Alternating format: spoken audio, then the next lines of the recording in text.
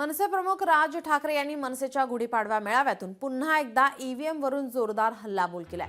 काही जण म्हणतात हरलेला पक्ष, पण मनसे हा हरलेला पक्ष नाही असा खोचक टोला त्यांनी लगावलाय। ज्या मतदारांनी मनसेला मतदान करून देखील ईव्हीएम मध्ये ज्यांची मतं दिसली नाहीत त्यांचेही आपण आभार मानतो।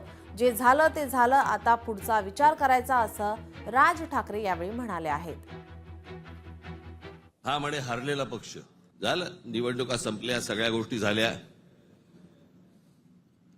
पण आज गेल्या निवडणुकीमध्ये ज्यांनी मतदान करून ज्यांची मतं दिसली